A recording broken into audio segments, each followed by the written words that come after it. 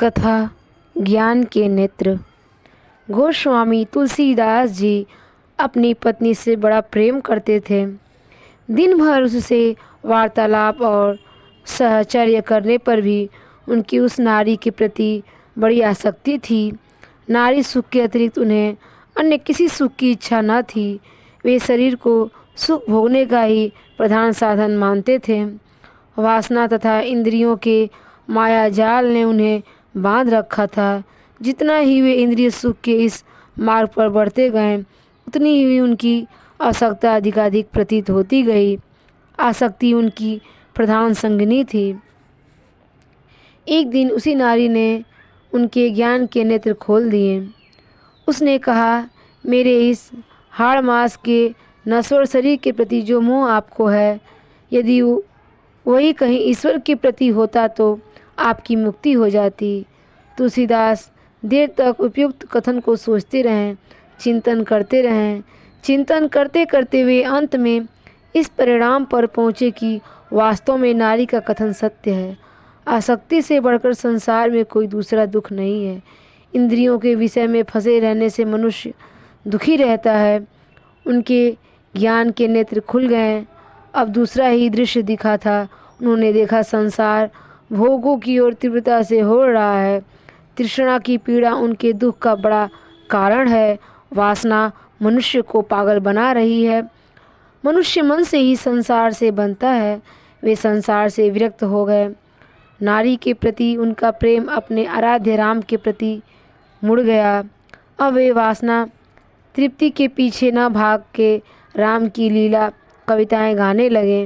उन्होंने भक्ति रस की अजस्र सा धारा संसार में प्रभावित की और शांति का सुधा संदेश दिया। भक्त सूरदास का भी कुछ ऐसा ही अनुभव रहा। वे भी रमणी के अनुराग में फंसे रहे। नारी सुंदर थी, अति सुंदर और आकर्षक। उसके तिरस्कृत और अपमानित होकर उन्होंने प्रतीत हुआ कि संसार के भोगों में वास्तव में अस्थायी सुख नहीं, सुखभास है। मनुष्य उन्हीं के प्रति आसक्त होकर इधर उधर भटकता है। इंद्रिय उन्हें मायाजाल में डालती है। सुर को अपने प्रति किए गए अपमान के प्रति बड़ी आत्मग्लानि हुई। उन्होंने इस नारी से तो बेल के तीखे कांटे लाने को कहा। जब वे कांटे आ गए तो शरीर के नेत्रों में घुसा दिए। सुर के पार्थिव नेत्र बंद हो गए, पर इस तिरस्कार से ज्ञान के नेत्र खुल गए। उनका अनुभव था कि इंद्रियों को अपने वश में रखने ही मानव सुखी हो सकता है। भक्त मीराबाई के ज्ञान के नेत्र इतने जल्दी खुले थे कि उन्हें अपने विवाह तथा दाम्पत्य जीवन के प्रति कुछ भी मोह न हुआ। उनके सम्मुख नाना प्रकार के प्रलोभन और भयंकर यातनाएं आई, किंतु वे सीमा के ज्ञान से नेत्र से निरखती रहीं। सांसारिकता के असत्य व्यवहार को त्याग कर उन्होंने भक्ति का वह मार्ग अपनाया जो मुक्ति देने वाला था। उन्हें ज्ञान के नेत्र से यह दिखाई दिया कि कुविचार और कुकर्म ही दुख और अतृप्ति का मूल है। मानसिक पापों का परित्याग करो। मन की जमी हुई वासना ही दुष्कर्म कराती है।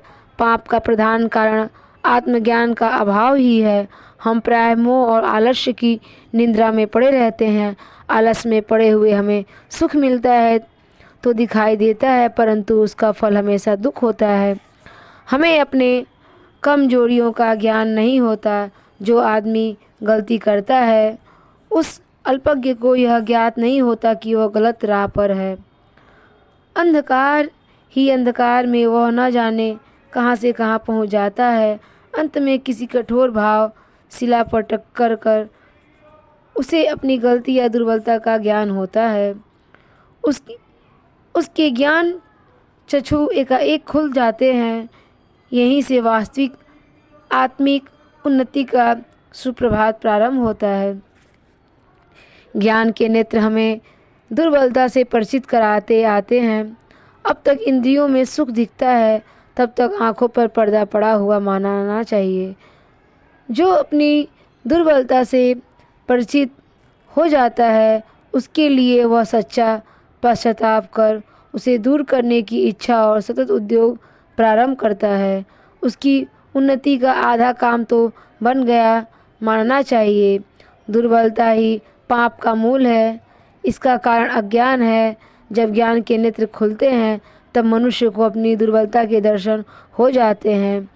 यजुर्वेद का वचन है, जिसका ज्ञान दूर होगा वही पाप से छूटेगा। पाप का प्रधान कारण आत्मज्ञान का अभाव है। असत्य को त्याग कर सत्य की ही ग्रहण करनी चाहिए। जो सत्य को त्याग कर असत्य अपनाते हैं उन्हें अपयश ही मिलता है। ज्ञान के नेत्र के प्रकाश में हम उन विचारों को त्याग देते हैं जो आत्मा को कष्ट देने वाला है, धर्म के शत्रु या अशांति उत्पन्न करने वाले हैं। शक्तियों का मूल स्रोत आत्मा है। दुर्बलता का ज्ञान सच्ची आत्मग्लानि, फिर उस दुर्बलता को हटाने की सच्ची साधना, यही हमारी उन्नति के सूत्र हैं। जब मन गलत राह से हटकर सन्मार्ग पर आरूढ़ हो जाता है तभी आध्यात्मिक सिद्धियां मिलने प्रारंभ हो जाती हैं। वेदों में ऐसे अनेक अमूल्य ज्ञान कराए बिखरे पड़े हैं जिसमें गलत राह से हटाकर मन को कल्याणकारी मार्ग पर चलने के लिए प्रार्थनाएं की गई हैं। हे परमात्मन, मेरे मन को कल्याण की ओर ले चलो। हे परमात्मन, मेरा हृदय संताप से हीन होता चले, अर्थात अपनी दुर्बलताओं के दर्शन कर मेरे मन में आत्मग्लानि उत्पन्न हो, वह सत्कर्म और शुभ विचार द्वारा दूर हो चले। हे प्रभु, ऐश्वर्य के लिए हमारे आंतरिक मन के द्वार खोल दो, अर्थात हमें निकृष्ट विचारों से मुक्त कर दो और दैवी एकता, विपुलता, आत्मकल्याण के विचार से परिपूर्ण कर दो। स्वामी दयानंद ने सत्य प्रकाश में एक स्थान पर लिखा है, सज्जनों और उन्नति करने वालों की यह रीति है कि वह गुणों को ग्रहण कर दोषों का परित्याग सदा करते रहते हैं। क्या उचित है, क्या अनुचित, यह निरंतर विचारते रहो। विवेक और आत्मा के आदेश का आश्रय ग्रहण करो। यह कथा आपको कैसी लगी कमेंट करके ज़रूर बताएं और हमारे चैनल पे नए हैं तो प्लीज़ लाइक और सब्सक्राइब करें।